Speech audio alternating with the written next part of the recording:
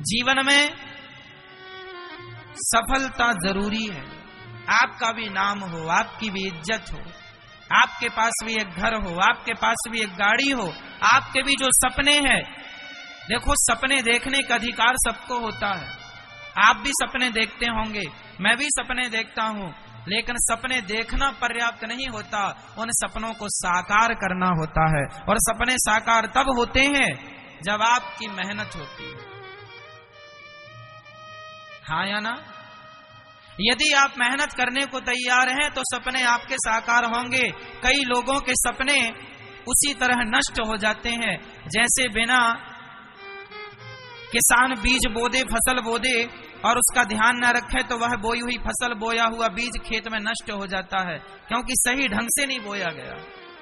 ज्यादा गीले खेत में किसान फसल बो देगा तो भी नष्ट हो जाएगी, ज्यादा सूखे खेत में फसल बो देगा तो भी नष्ट हो जाएगी। किसान एक पहले ये देखता है कि खेत अब बोने के लायक हुआ कि नहीं।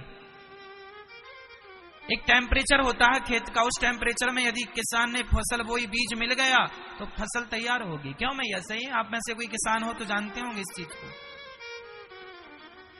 किसान ये देखता है कि किस समय फसल बोने का समय अच्छा है। समय के पहले बोएगा तो फसल अच्छी नहीं होगी, समय के बाद बोएगा तो भी फसल। एक टाइमिंग होती है हर चीज की, एक समय होता। उसी प्रकार जैसे खेत में बीज नष्ट हो जाता है बिना समय के, उसी तरह जीवन में मेहनत बेकार हो जाती है यदि सही वक्त पर सही डिसीजन, सही निर्णय ना लिया जाए तो। इसलिए आपके पास भी घर होना चाहिए मेरी माँ, गाड़ी होनी चाहिए। सपने सब देखते हैं, कौन है जो सपना ना देखता हो? साकार उन्हीं के होते हैं जिनका पसीना सबसे ज्यादा बहता है। मिल्खा का नाम सुना आप लोगों ने? मिल्खा, भाग मिल्खा भाग। अब तो मिल्खा राम नहीं है। मिल्खा नाम के एक व्यक्ति, भारतीय व्यक्ति हैं, आप जानते हैं? अभी कुछ दिन पहले, कुछ महीनों वर्ष पहले उनकी आयु पूरी हुई।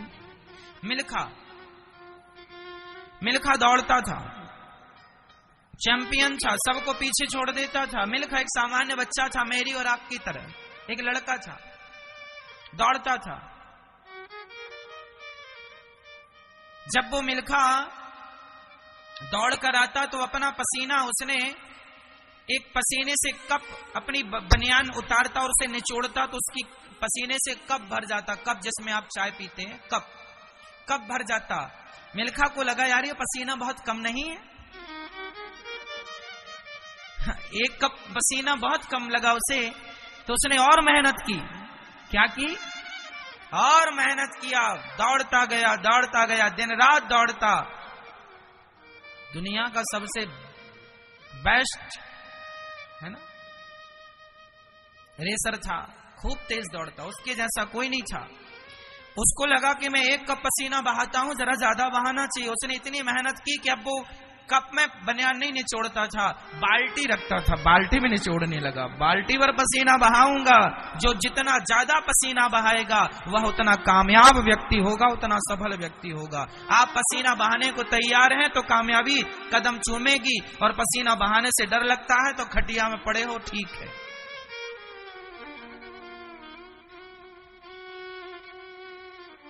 पसीना बहा सकते हो तो सपने भी देख लेना, तो पसीना बहाने से डर लगता है तो सपने देखना फिर तुम्हारा बेकार है। फिर तुम्हारे सपने भी वैसे ही व्यर्थ हैं जैसे बिना समय के बोई हुई खेती व्यर्थ है, बिना समय के बोया हुआ बीज व्यर्थ है।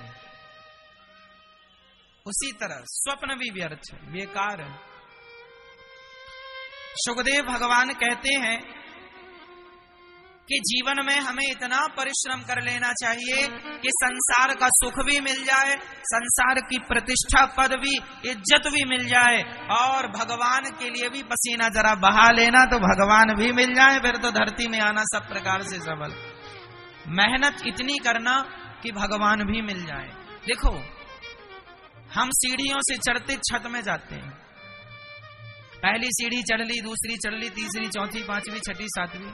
सीढ़ी चढ़ने का उद्देश्य क्या है? क्या सीढ़ियों पर खड़े रहना ही उद्देश्य है? ना जी, सीढ़ी पर पांव रखा है तो पहला पांव, हमें उद्देश्य यही है हमारा कि हम छत तक पहुंचे चलते। अब कोई सीढ़ी पे खड़ा हो, भाई साहब मैं सीढ़ी तक पहुंच गया, अरे सीढ़ी तक नहीं पगले, ऊपर छत में जा। तो मान बढ़ाई, पद प्रतिष्ठा, पैसा, ये आपने पा लिया, ये सब सीढ़ियां हैं। और भगवान को पा लिया तो छत मिल गया। परमात्मा को पा लेने के बाद छत मिल जाना। जीवन की हर सीढ़ी चढ़ना तब सफल है जब छत तक पहुंचा जाए। यदि तुमने पद प्रतिष्ठा पैसा ही पाया और भगवान को नहीं पाया तो भी सब बेकार है। इसलिए सबको पाते हुए, सब अनुभव समेटते हुए हमें अंतिम मुकाम है परमात्मा के द्वार तक जाना, भगवान को प्राप्त करना। हे नाथ, मैं आपको कभी भूलू नहीं, पर याद रखना, भगवान की भक्ति करने के पहले बहुत पैसे कमा लेना, कामयाब हो जाना, और बिना कामयाब के भजन करोगे तो जमाना कहेगा निठल्ला, काम धाम हुआ नहीं, सो माला लिए बैठ गए। क्यों जी?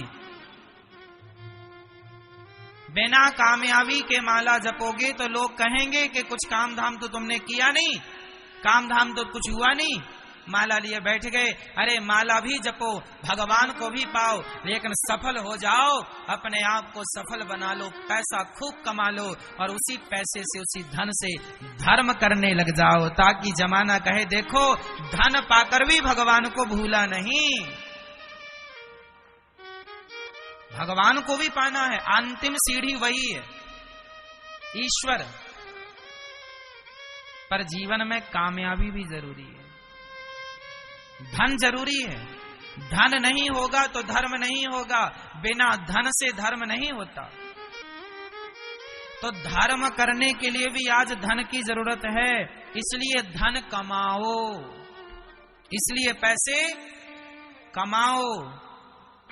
जो काम करते हो उसे मन लगा कर करो। 10,000 कमाते हो 20,000 कमाओ, 20,000 कमाते हो 40,000 कमाओ, 40,000 कमाते हो 1 लाख कमाओ। अपनी इनकम बढ़ाओ और धन बढ़ा करके उससे अपनी जरूरतें पूरी करो, परिवार की जरूरतें पूरी करो, और उसी धन से धर्म करो, ताकि लोक भी सुधरेगा, परलोक भी सुधरेगा धर्म से। क्यों जी? तो धर्म जरूरी है ना। अब हम लोग पैसे ना कमाएं। एक सज्जन बोले, महाराज जी हम सारा काम छोड़ के आ गए आपके पास। हमने कहा तेरा अचार डाल दें, अब सारा काम छोड़ के आ गए, तेरा अचार खाएंगे हम, क्या करेंगे हम तेरा, तू हमारे किस काम का है बता। सारा का हमने कब कहा तेरे से काम छोड़ दे? हमारे वेद पुराणों ने कब कहा तेरे से काम छोड़ दे? कहां लिखा है कि काम छोड़ दे? गीता में लिखा है कर्मण्येवाधिकारस्ते मा फलेषु कदाचन, कहां लिखा है? कौन कहता है कि तुम सारा काम छोड़ दो? हम कहते हैं काम करो, पैसे कमाओ, ईमानदारी से कमाना, बेईमानी से नहीं। और पैसा खूब कमाओ और पैसे से अपनी मां की जरूरतें पूरी करो, अपने पिता के सपने पूरे करो, तुम अपने सपने पूरे कर लो, तुम्हारी पत्नी के सपने पूरे कर लो, और सपने पूरे करने के बाद जरा पैसा फिर भी बच रहा है तो खुशी खुशी उस धन को धर्म से जोड़ दो, लोक परलोक दोनों बन जाएगा, यहां भी सुखी वहां भी सुखी।